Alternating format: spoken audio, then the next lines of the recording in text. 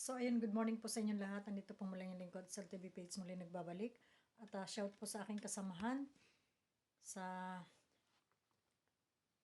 akin po mga kasamahan. Shout out po dyan po sa strikers. Na kami raw po ay pinagmumura ni Brooks.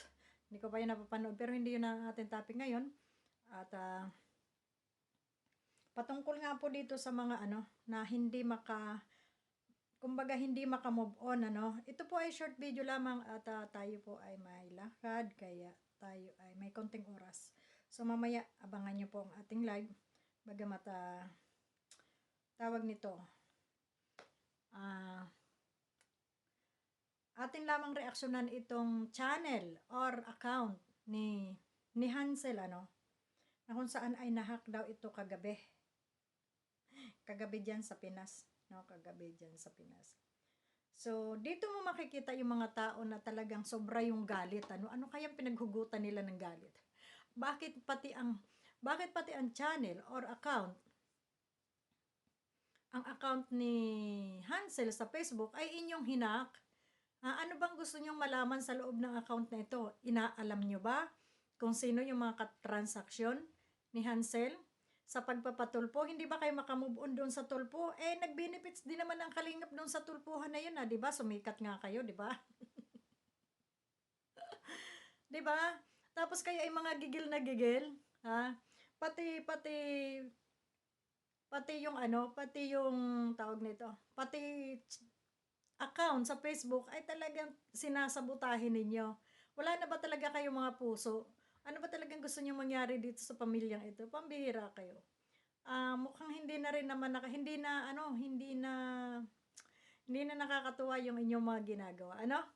So, parang sobra-sobra ng pagmamalupit ninyo dito sa pamilyang ito. Ano bang gusto niyo? Gusto niyo bang bumalik si Beyonce sa Kalingap? Or ano bang gusto ninyo? Gusto niyo bang magpakamatay si Beyonce? Ano bang gusto niyo para maglubag yung inyong kalooban? Sabihin niyo lang.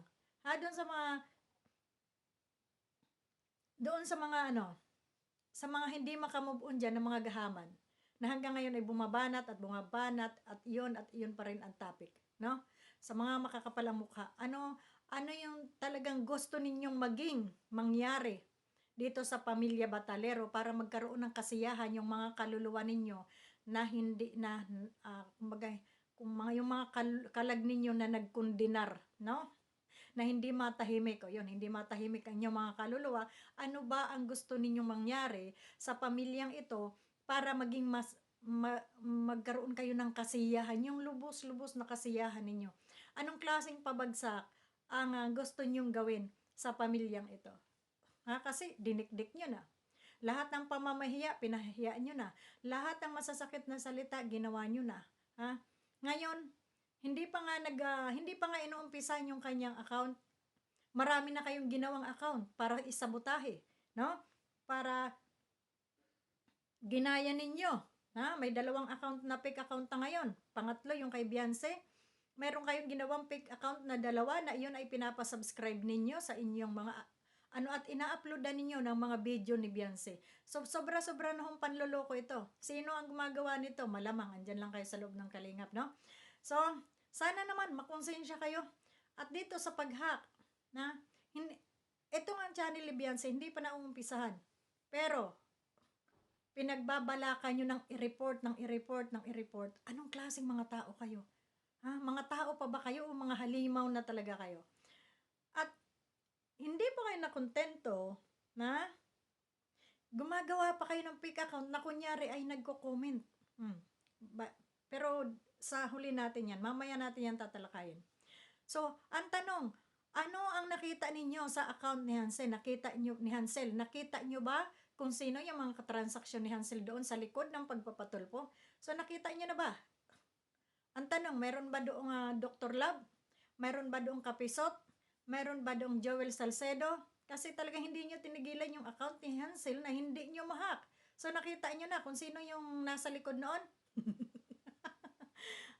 Nakita nyo na ba kung sino ang nasa likod ng pagpapatulpo kay BSM? Nakita nyo na? Kasi hindi nyo talaga tinigilan yung account ni Hansel na hindi nyo mahack, no? para makita ninyo kung sino yung mga kakatransaksyon doon ni ano, yumaman ba kayo? May ikakaso ba kayo doon sa mga tumulong dito sa pamilyang ito? 'Di ba? So, mapahiya lang talaga kayo, ha? At alam niyo yung mga ginagawa niyo na yan, may karma yan, hindi man ngayon, pero darating din yan sa inyo. So, ayun lang at hindi na talaga maganda yung inyong ginagawa. Dapat ano na lang, sabihin niyo na lang ano ang gusto niyong mangyari. Pakisagot 'yan sa mga basher diyan, ha. O, i-comment niyo diyan. Ano ang gusto ninyong mangyari sa pamilyang ito? Yung ikasisiya ng inyong kalooban. At 'pag mag-comment kayo diyan na gano'n ang ikasisiya ng inyong kalooban, kung magpatiwakal itong buong pamilya nito, ay ating i-discuss din para gawin na nilang sila ay magpatiwakal ng lahat para masaya na kayong lahat. Ha? O kung ano, yung gusto ninyong mangyari sa pamilyang ito, sa ikasisiya ng inyong mga kalooban, i-comment nyo dito sa baba. Ha? Oo. Para malaman nila, para alam nila kung anong gagawin nila. Huwag niyong daanin sa pang-hack ng account, huwag niyong daanin sa puro na lang panunumbat, mga masasakit na salita, sinabi niyo ng lahat, wala ng ano, lahat na-immunize na nga sila eh. Kaya nga si Biancy gumawa na ng channel niya. Kasi ano eh, talagang wala eh. Kahit pa tumahimik sila, wala silang sabihin, ginagawa niyo ng kung ano-anong kalilintikang kwento na walang kwenta para lang kayo ay may pag-usapan, para lang magalit yung buong mundo. Dito kay Biancy, gumagawa kayo ng mga katarantaduhan na kwento na walang kwenta para lang maging mabango kayo at yung kabila ay maging masama, no? So, ano pa ang kulang na ginawa ninyo dito sa pamilya nito na hindi nyo pa nagagawa at gusto nyong mangyari sa buhay nila? Yung bang sila ay umalis doon sa bahay? Hintayin natin yung pag-uusap nila sa barangay at baka sakaling doon ay mangyari yung kagustuhan ninyo. So, yung mga may gusto dyan, kung anong gusto ninyong mangyari dito sa pamilyang ito na ikasisiya ng inyong kalooban, na nang kayo ay makatulog na, i-comment nyo dyan at para malaman natin, ano? So, yun lang. Bye-bye. Maraming salamat. God bless.